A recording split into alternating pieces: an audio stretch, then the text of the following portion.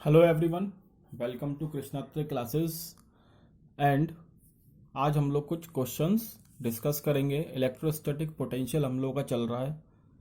हम लोगों ने लास्ट क्लास में potential due to continuous charge body देख लिया था, जिसमें हमने प्लेन शीट का, वायर का, शेल का और स्फीयर का केस डिस्कस करा था।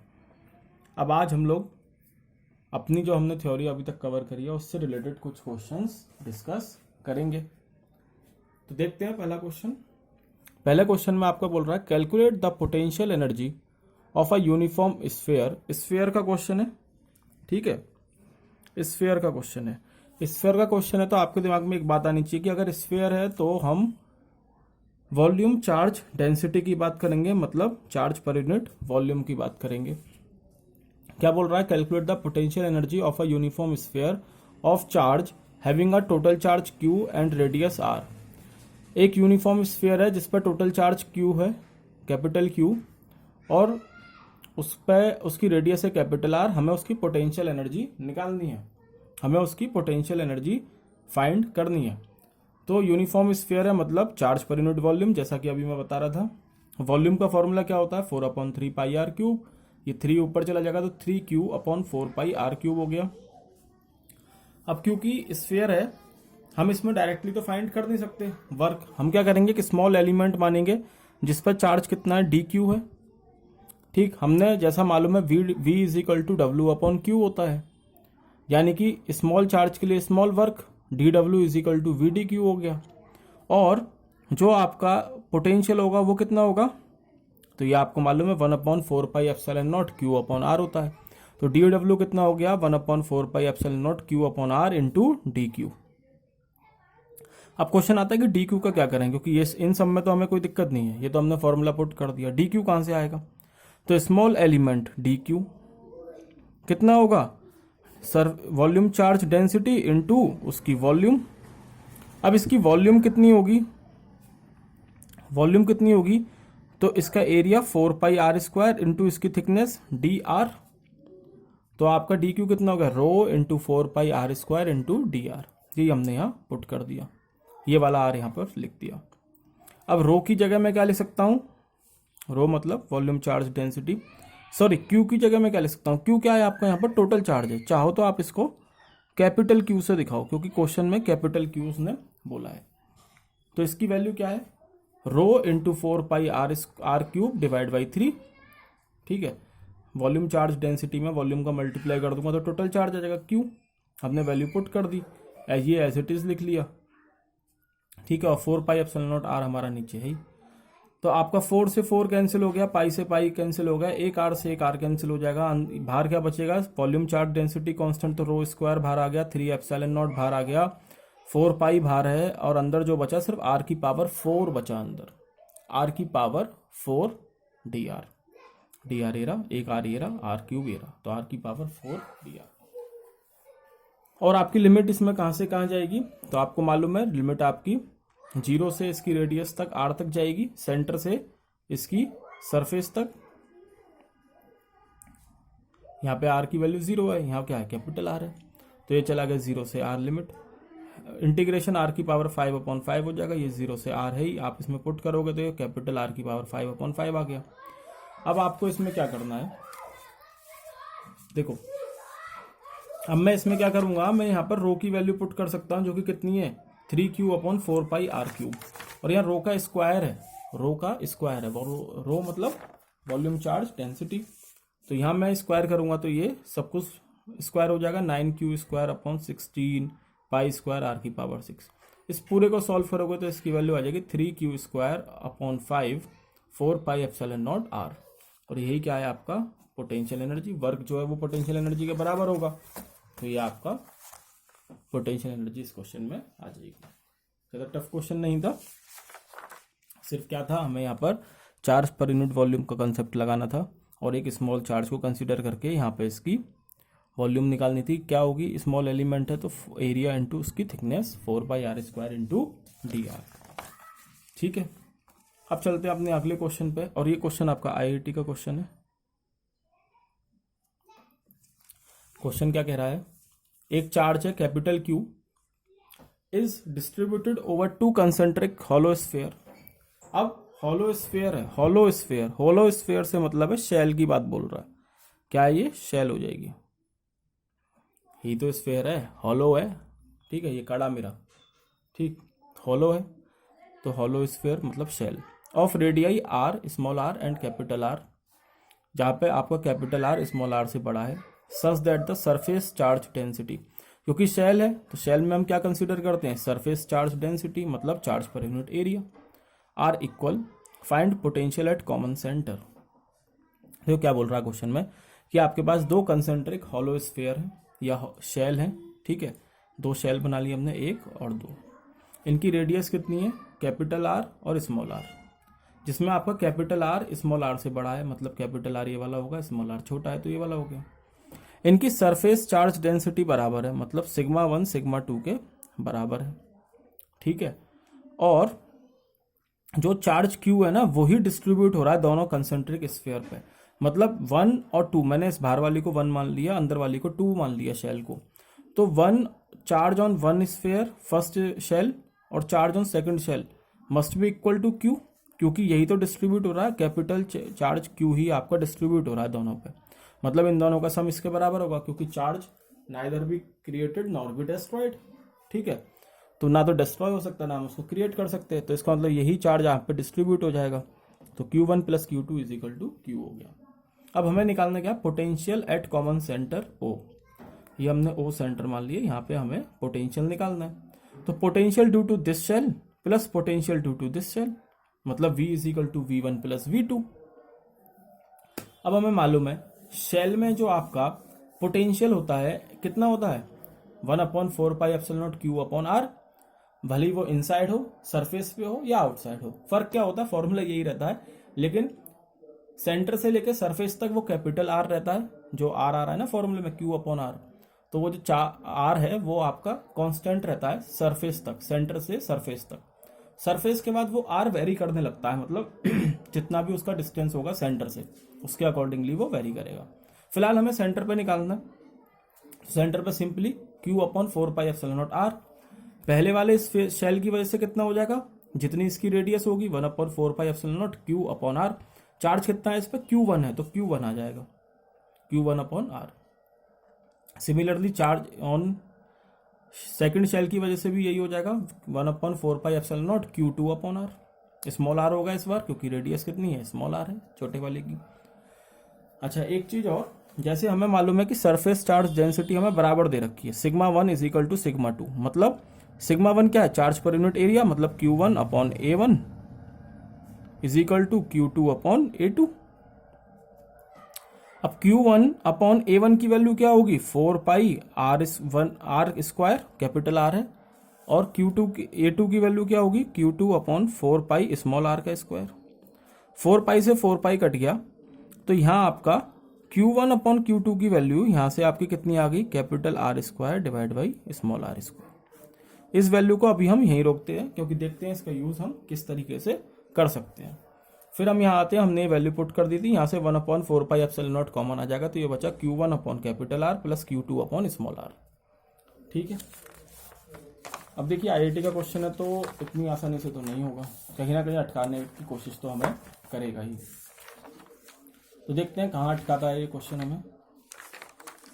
यहाँ तक हम लोग आ गए हैं, आगे चलते हैं, और अब देखो Q1/R की वैल्यू है मेरे पास, Q2/R की वैल्यू, मतलब Q1/R है और Q2/R है, सब कुछ सही है, पोटेंशियल हो सकता है यही हो जाता, लेकिन दिक्कत क्या है, पोटेंशियल ये इसलिए नहीं हो सकता क्योंकि मुझे जो वैल्यू गिवन है ना वो Q गिवन है, कैपिटल Q क्वेश्चन में, Q1 और Q2 मुझे गिवन नहीं है, ये तो मैंने माने हैं कि इस बाहर वाली स्फीयर पे चार्ज हो गया Q1 और अंदर वाली स्फीयर पे चार्ज हो गया Q2, सॉरी शेल पे, तो इन दोनों का सम Q के बराबर होगा, क्योंकि ये Q ही डिस्ट्रीब्यूट हो रहा है पूरे में, इसलिए हमने ये माना है, इसलिए हम Q1 और Q2 के टर्म में आंसर नहीं छोड़ेंगे, हमें डेफिनेटली वहां पे आंसर में Q ला सकते हैं हम, क्वेश्चन में क्या क्या गिवन है, कैपिटल Q ला सकते हैं हम आंसर में, स्मॉल r ला सकते हैं, कैपिटल R ला सकते हैं, लेकिन Q1 Q2 नहीं आएगा। अब यहाँ मेरा Q1 Q2 आ रहा है, तो मुझे इसको रिमूव करना है। अब Q1 Q2 रिमूव करने के लिए देखो सोचने का तरीका है, जब प्रैक्टिस आ जाएगी ना, प्रैक्टिस हो जाएगी तो इन क्वेश्चंस में कोई दिक्कत नहीं आएगी। लेकिन ये चीज सोचनी, किस तरीके से हम क्वेश्चन में आगे अप्रोच कर सकते हैं, ये सोचना बहुत जरूरी है, क्योंकि ये क्वेश्चन तो अब आने से रहा, ये तो आ चुका। तो हमें ये देखना कि हम सोचेंगे कैसे, किस तरीके से क्वेश्चन को अटेम्प्ट करना है, ये सीखना है। डिट्टो क्वेश्चन नहीं आता कभी भी कंपटीशन में, खासकर आईआईटी जैसे एग्जाम में सेम क्वेश्चन नहीं आएगा, सेम कंसेप्ट पे आ सकता है। ठीक है, तो आगे चलते हैं। अब मुझे Q1 Q2 को रिमूव करना है। Q1 Q2 को रिमूव करने के लिए मेरे पास क्या क्या रिलेशन गिवन है। एक तो Q1 प्लस Q2 का सम गिवन है Q के बराबर, और दूसरा Q1 अपॉन Q2 मेरा R square upon R square क्या आया, capital R square divide by R square का। तो मुझे यहीं से इसी तरीके से अप्रोच करना होगा कि मेरा Q1 Q2 यहां से चला जाए। अब देखो यहाँ Q1 अपॉन आर है मेरे पास और Q2 अपॉन आर है। अगर मैं इस इक्वेशन को पकड़ूं तो Q1 upon Q2 is equal to capital R square divide by R square. यहां से मैं इस आर स्क्वायर को फिर से नीचे ले गया, इस Q2 को ऊपर ले गया, अभी भी नहीं दिखा। लेकिन क्या मैं इसको ये लिख सकता हूं, Q1 अपॉन आर स्क्वायर को Q1 upon R dot R is equal to Q2 upon R square. तुम Q2 को भी ले सकते हो, किसी भी एक को। तो Q1 upon R is equal to Q2 dot R divide by R square, ये तो लिख सकता हूं। इस कैपिटल आर को मैं इधर ले गया। जैसे ही मेरे पास Q1 अपॉन आर की वैल्यू आई तो मैं इसकी जगह पुट कर दूंगा इसको। मैं यहाँ वैल्यू पुट करने वाला हूं और मैंने कर दी। Q1 अपॉन आर की जगह मैंने Q2 upon R square, Q2 R upon small R का स्क्वायर लिख दिया, प्लस Q2 अपॉन आर आ गया। ठीक है, लेकिन बात अभी भी नहीं बनी। एलसीएम भी ले लिया, आर स्क्वायर आ गया एलसीएम, ये हो गया Q2 R plus Q2 R, small R हो गया ये, यहाँ से Q2 कॉमन भी ले लिया। लेकिन अभी भी मेरी बात नहीं बन रही। R plus R upon R square तो आ गया, ठीक है, लेकिन अभी भी यहाँ ये Q2 अटक रहा है। इस Q2 का क्या करना है, ये Q2 अटक रहा है, इस Q2 को भी हमें कैसे भी रिमूव करना होगा। तो देखो इस इक्वेशन का तो मैं यूज कर चुका। अब अगर इसका हमने दोबारा यूज करा तो कुछ नहीं होगा, ज्यादा से ज्यादा Q2 रिमूव हो जाएगा तो Q1 आ जाएगा। तो यहां तो हम खेलते रहेंगे इन दोनों के बीच में। अब मेरे पास एक इक्वेशन और गिवन है, Q1 plus Q2 is equal to capital Q। हाँ, इस इक्वेशन को पकड़ेंगे अब हम लोग। हमें देखना है कि मैं इस इक्वेशन में क्या खेल कर सकता हूं। पकड़ लो, लेकिन होगा क्या कि जैसे ही देखो, मुझे हर पॉसिबिलिटी दिखानी है कि आप लोग कहां गलती कर सकते हो, क्या कर सकते हो। अगर जैसे ही मैंने Q1 प्लस Q2 पकड़ लिया ना इज इक्वल टू Q, पकड़ लो, क्या कर लोगे, Q2 is equal to Q minus Q1 हो जाएगा, ज्यादा से ज्यादा हो जाएगा नहीं Q। देखो अब क्या करना है हमें, Q1 plus Q2 is equal to Q given है, तो भाई साहब अभी Q1 की वैल्यू निकाली थी तुमने एक, ये वाली। अरे इस पूरे आर स्क्वायर को इधर ले जाओ, क्या फर्क पड़ता है, Q2 रिमूव करना है ना। तो Q1 की जगह क्या मैं यहां लिख सकता हूं, Q2 dot R square divide by small R square plus Q2 is equal to capital Q। अब आ गया सर, अब बात पकड़ में आ गई। अब हमारा Q2 रिमूव हो जाएगा इजिली। क्या करा मैंने, एक बार और देख लो। Q1 plus Q2 is equal to capital Q के था, मैंने क्या करा, Q1 upon R square is equal to Q2 upon R square हमने फाइंड कर लिया था। मैंने यहाँ से Q1 की वैल्यू पुट कर दी यहाँ पर। क्यों, क्योंकि मुझे Q2 की वैल्यू चाहिए मुझे यहाँ पर। तो यहाँ से मैंने Q1 की वैल्यू उठा के यहाँ Q2 की वैल्यू Q2 के टर्म में पुट कर दी। यहाँ से मैंने Q2 कॉमन ले लिया, तो ये हो जाएगा R square upon small R square plus 1 is equal to Q।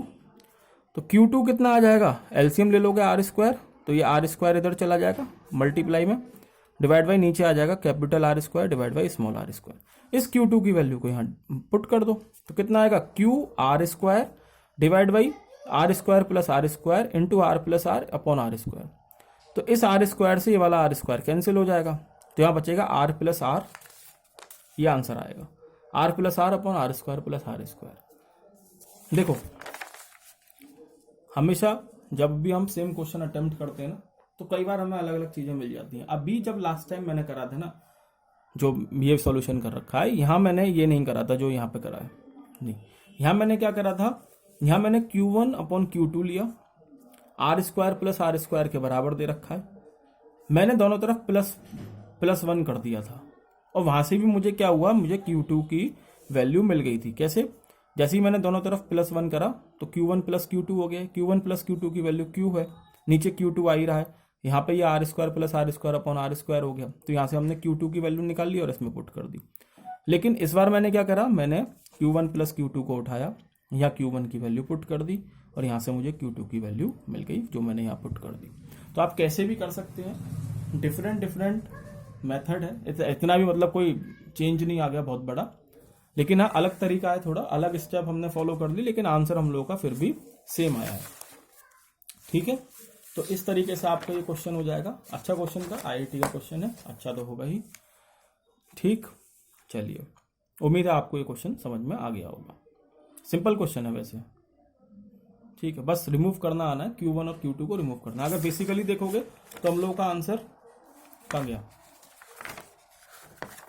Sorry, हाँ हम लोग का आंसर तो यहीं आ गया था, लेकिन Q1 Q2 की टर्म में हम इस आंसर को छोड़ ही नहीं सकते थे, इसलिए हमें इन दोनों को रिमूव करना था। इन दोनों को रिमूव करने के लिए इतनी रामायण हुई है।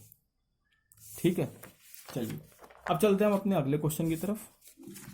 और क्वेश्चन है कुछ ऐसे कि an infinite number of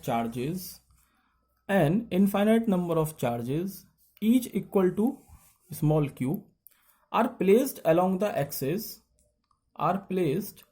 along the axis, कौन सी x axis, at x is equal to 1, x is equal to 2, x is equal to 4 and so on।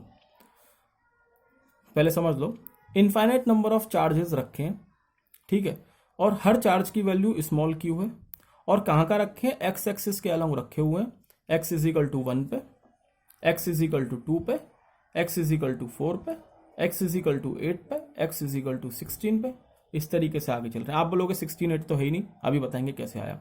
4 तक तो है, 4 तक तो रख दो। अब क्या पूछ रहा है, find potential at point x is equal to 0। ये x इज इक्वल टू 0 होगा, मतलब ओरिजिन बात कर रहा, 1 तो यहाँ 1 पे तो रखा ही है चार्ज, 0 पे पूछ रहा है। Due to this set of charge, जितने भी ये चार्जेस रखे हैं ना, इन इनफाइनाइट चार्जेस जो रखे हैं, इन सब की वजह से यहाँ कितना पोटेंशियल होगा ये पूछ रहा है, x इज इक्वल टू 0 पे। तो सबसे पहले तो भाई साहब हमें ये देखना है कि अगला x का टर्म क्या आएगा। x इज इक्वल टू 1 हो गया, x इज इक्वल टू 2 हो गया, x इज इक्वल टू 4 हो गया। आज मैं ये क्वेश्चन अपनी क्लास में भी करवा रहा था, तो मुझसे बोला गया कि sir x is equal to 4 के बाद x इज इक्वल टू 7 भी आएगा, x इज इक्वल टू 7 आएगा। लेकिन देखो x इज इक्वल टू 7, और दलील क्या थी, रीजन क्या था कि 1 प्लस 1 2 हो गया, 2 प्लस 2 4 हो गया, 4 प्लस 3 7 हो गया। ठीक है, लेकिन क्या ये कोई सीरीज बन रही है? नहीं। सीरीज कैसी होती है हमारी, एपी और जीपी जो अभी तक हम लोगों ने पढ़ी है, एपी जीपी और एचपी। ठीक है, अब यहाँ पे एपी तो बन नहीं रही, जिसमें होता है कॉमन डिफरेंस, 2 माइनस 1 1 का डिफरेंस आ रहा है, 4 माइनस 2 2 का डिफरेंस आ रहा है, तो एपी तो नहीं बन रही। हमने देखा जीपी, एपी के बाद जीपी देखते हैं, तो जीपी बन रही है। यहाँ क्या हो रहा है, कॉमन रेशियो देखा जाता है जीपी में, आप लोगों को मालूम होगा, तो 2 डिवाइड बाई 1 2 आ गया, फिर 4 डिवाइड बाई 2 2 आ गया।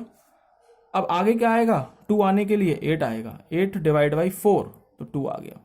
इसी तरीके से 8 के बाद 16 डिवाइड बाई 8 आएगा तो 2 आ गया। तो अगला मेरा 8 होगा, x is equal to 8, x is equal to 16। तो ये तो मुझे चार्जेस की पोजीशन मालूम पड़ गई, इनफाइनाइट तक हमारे चार्ज जा रहे हैं।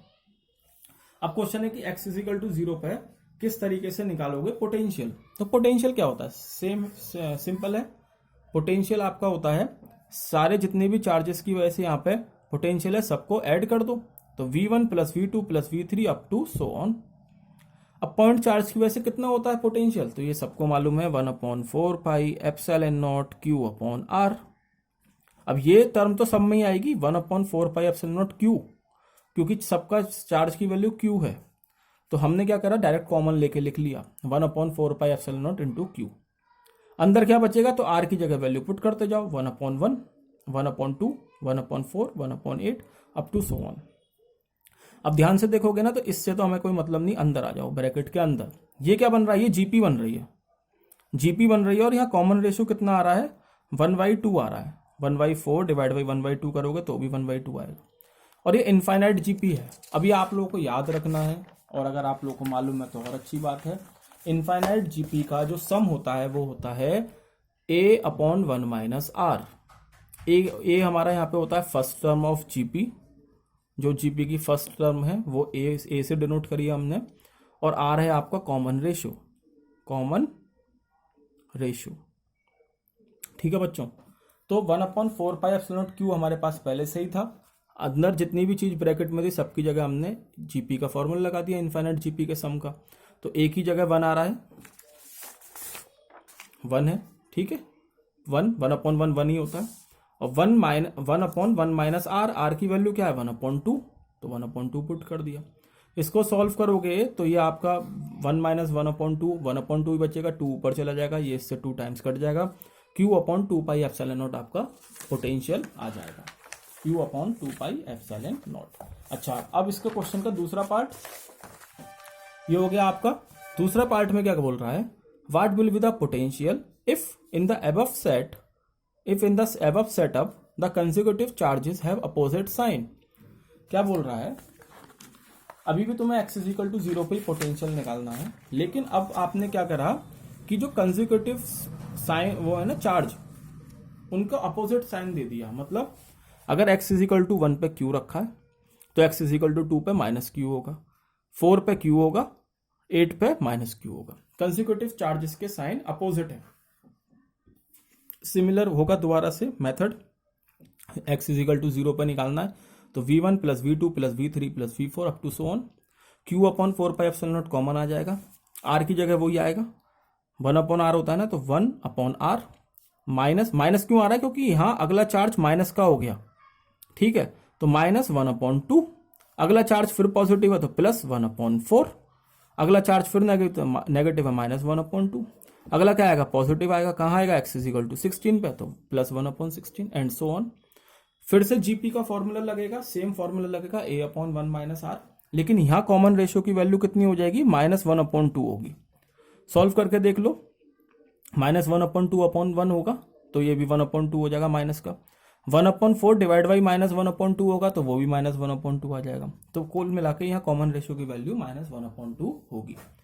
तो Q/4πε0 ब्रैकेट a की वैल्यू 1 है first term, divide by 1 minus r, तो 1 माइनस ब्रैकेट में r, क्यों, क्योंकि r यहाँ पे नेगेटिव है पहले से ही, तो अंदर -1/2 आ जाएगा, माइनस माइनस प्लस हो जाएंगे तो ये 3/2 आएगा, 2 ऊपर चला जाएगा, ये इससे कैंसिल हो जाएगा और आंसर आ गया Q/6πε0।